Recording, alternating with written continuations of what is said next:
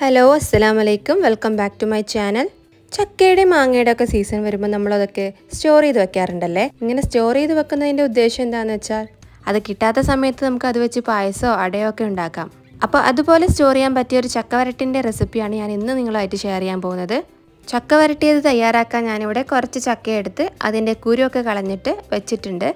ഇത് അത്യാവശ്യം മധുരമൊക്കെ ഉള്ള ചക്കയാണ് കേട്ടോ.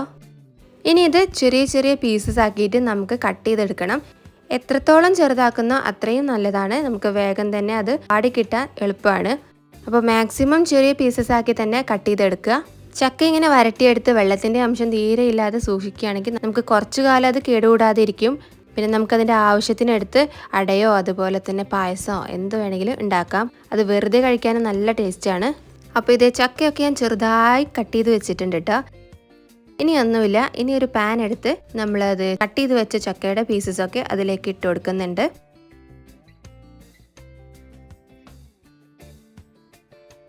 ഇനി അത്യാവശ്യം ഒരു കട്ടിയുള്ള തവി എടുത്ത് നമുക്കിത് നന്നായി ഒന്ന് ഇളക്കി വേവിച്ചെടുക്കണം. നന്നായി വേവിച്ച് ഉടച്ചെടുക്കണം കേട്ടോ. അപ്പോൾ അത്യാവശ്യം ടൈം എടുത്ത് തന്നെ ഇത് കുക്ക് ചെയ്തെടുക്കാം. ആ സമയത്ത് ഞാനിവിടെ 2-3 അച്ച് ശർക്കര ഒന്ന് ഉരുക്കിയെടുക്കുന്നുണ്ട്. അത്യാവശ്യം മധുരമുള്ള ചക്ക ആയതുകൊണ്ട് ഇത്രയും മതിയാവും. അതിലേക്ക് കുറച്ച് വെള്ളം ഒഴിച്ചിട്ട് ഒന്ന് ഉരുക്കിയെടുക്കണം. അപ്പോൾ ഒന്ന് ഉടഞ്ഞു കിട്ടിയിട്ടുണ്ട് കേട്ടോ. നമ്മുടെ ചക്കയൊക്കെ നന്നായി ഒന്ന് തവി വെച്ച് ഉടച്ചു കൊടുക്കണം. അപ്പോൾ ഇതാ നന്നായിട്ടൊന്ന് ഉടഞ്ഞു കിട്ടിയിട്ടുണ്ട്.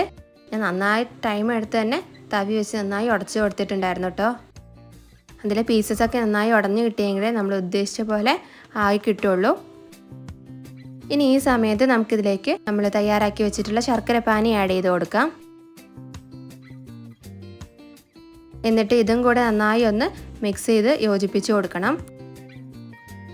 നല്ല മധുരം ഇഷ്ടമുള്ളവർക്ക് 4-5 അച്ച് ശർക്കര ഒക്കെ ആഡ് ചെയ്യാം. ഈ അളവിൽ ചേർത്താൽ ഒരു പാകത്തിനുള്ള മധുരമൊക്കെ ഉണ്ടാവും.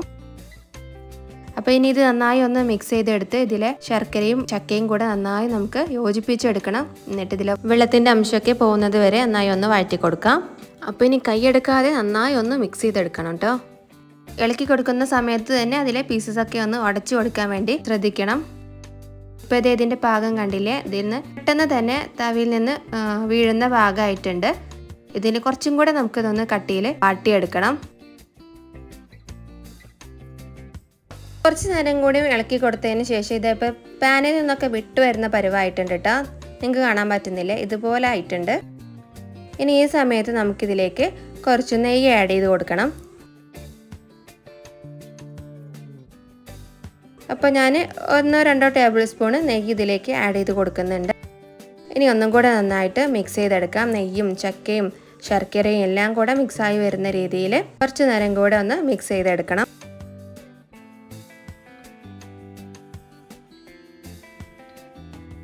അപ്പോൾ ഇതേ നമ്മുടെ ചക്ക വരട്ടിയത് ഏകദേശമൊക്കെ റെഡി ആയിട്ടുണ്ട് കേട്ടോ. ഫൈനൽ സ്റ്റേജിലേക്ക് എത്തിയിട്ടുണ്ട്.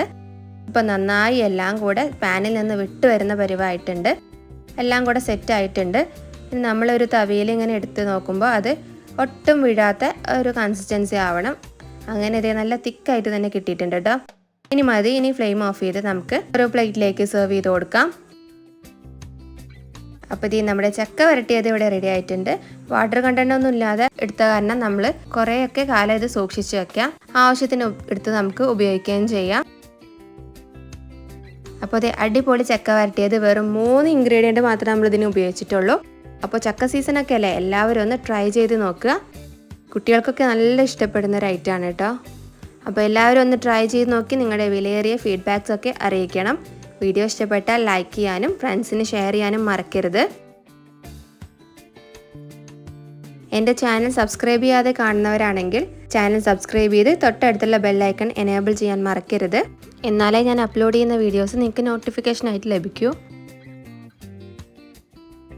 അപ്പോൾ ഇതുപോലെയുള്ള കിടിലൻ വെറൈറ്റി റെസിപ്പികളുമായിട്ട് ഇനിയും കാണാം. അതുവരെ stay tuned. Bye. Thanks for watching.